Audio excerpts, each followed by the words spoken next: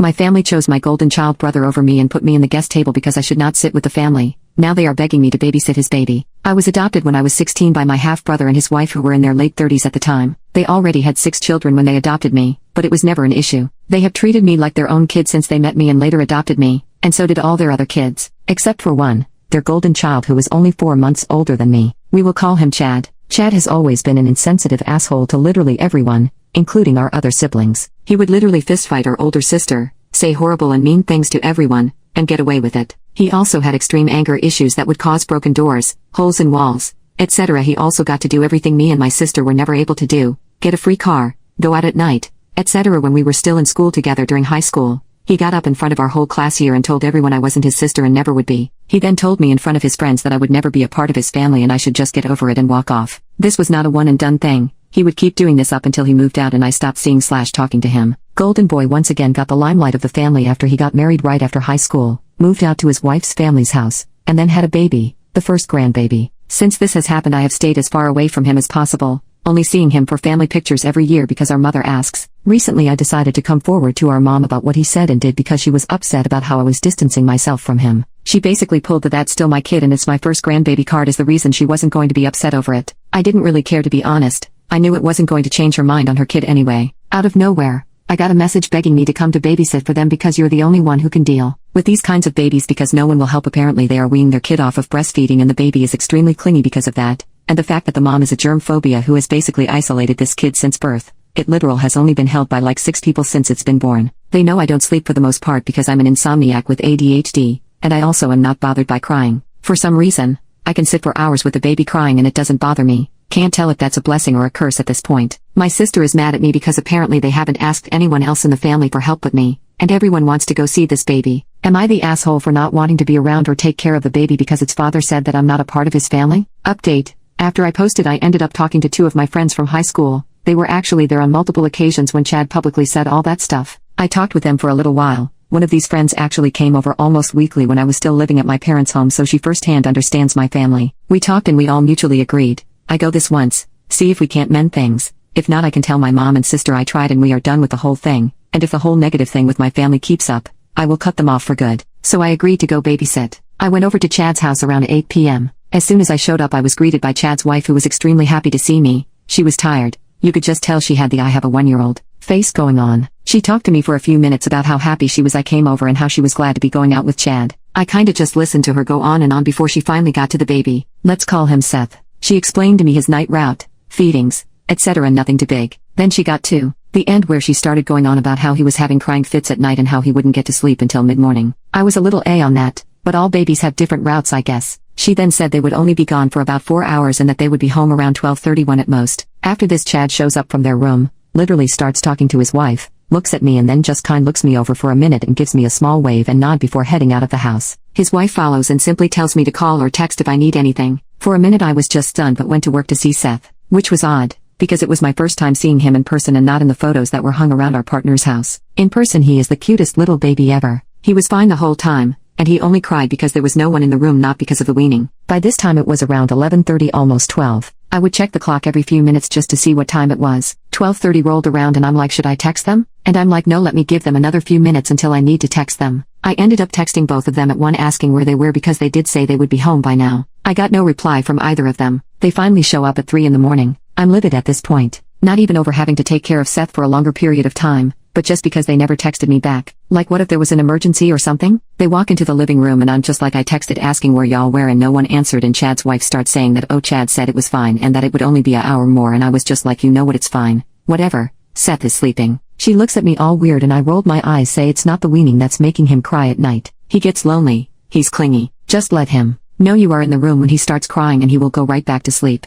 I started to walk out with my stuff, as I was right about to walk completely past Chad when I turned around and was like, so you aren't going to say anything to me? After I looked after your kid for like 7 hours now? He snorted at me and was like, no, my wife is the one who talked me into this anyway. Pissed off at this point I said, so this wasn't, I don't know, possibly a way to be able to apologize for high school or maybe all those other times you decide to outcast me from the family? Because I was under the impression that maybe you want to patch things up because of you asking me of all people to watch your kid. He sat there for a minute and just said, why should I apologize? Because literally nothing from high school has changed. Man, You really do need to just grow up and understand that my wife and I aren't going to cater to you like mom and dad did because you were adopted. You ain't our family and you won't ever be. At this point, I just got in my car and left. I ended up texting my mom about all of it thinking she would get it in the morning when she woke up. No, of course she had to be awake. She apparently told Chad's wife about the conversation we had about all the stuff Chad had said and done to me in school. Apparently his wife felt bad because she had an adopted sister too and felt horrible that Chad had done and said all those things. Apparently mom didn't know about Chad asking about the babysitting thing until now and she started talking to the wife who is now upset. Apparently she thought Chad would have changed since then and didn't think he would act the way he did when I left. I told my mom that I was done with him and that if something ever happened with Seth then I would be there, but I was done with them until that happened. Way things are going,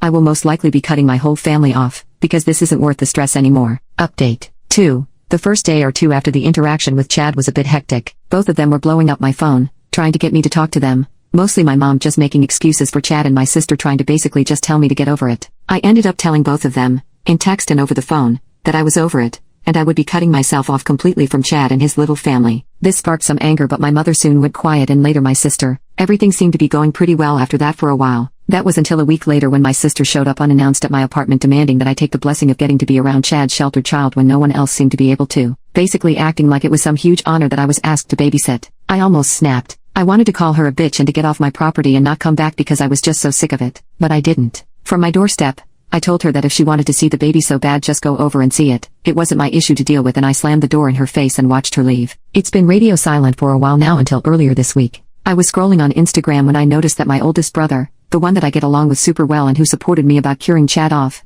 his girlfriend of 4 years and the same age as me, are now engaged and posted pictures of the proposal. I noticed the post had been made last week, but no one had told me. Not even my mother? I texted my brother's girlfriend asking her about literally everything that was happening. She was surprised because my mother had said she had told everyone in the family about the wedding. She then told me that they would be holding a family meeting at my parents' house to talk about the wedding plans. I said okay. The meeting was for today around dinner time. I showed up and walked into the house and noticed that a lot of stuff was different decoration-wise. My parents had our family photos all arranged around the living room, and a few random frames with multiple small photos in them as well. I noticed that they had replaced multiple small photos of specifically me from the frames, and replaced them with now pictures of Chad and his wife and my older brother and his girlfriend. What were maybe 6 pictures of me on any of the walls, there were now 2.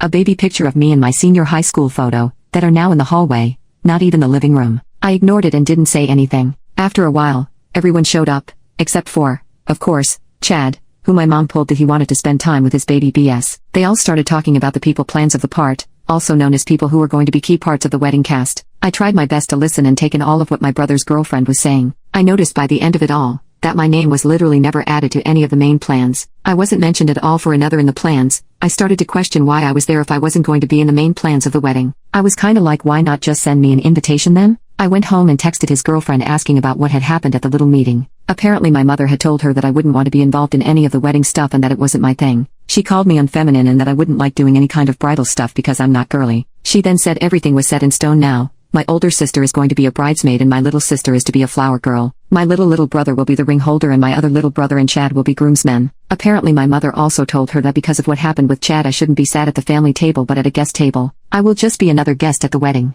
I didn't really say anything back because it hurt. It hurt that my mother would say that about me, that I was feminine, and that just because I myself didn't do a lot of girly things in my spare time, I wasn't going to be able or enjoy doing something like a wedding or be a bridesmaid. I can't believe she would say that about me. To be honest, I don't know if I'm even going to go. The wedding is scheduled for the end of the year. It sounds stupid and petty, but this hurt me. It hurt that I was being outcasted, most likely due to Chad once again. And as I am typing this, my sister is texting me about how she is helping plan all the bride stuff. Honestly, I'm going to leave it off at this for right now because I don't know how to even feel, if you know what I mean right now. Update 3. I don't even know what to say. I didn't expect to update again so soon, but I just got the news from my older brother's fiancé. Chad's wife is pregnant again. Update 4. I have moved even farther away from my parents since the last few updates, in part to hopefully try and start a process of trying to cut them off from my life. This has worked a bit, but not enough to actually make me feel any better. They, mostly my mother, have still decided to take time to bother me and show up at my new place and only give me a second of a heads up. There is no update concerning the wedding.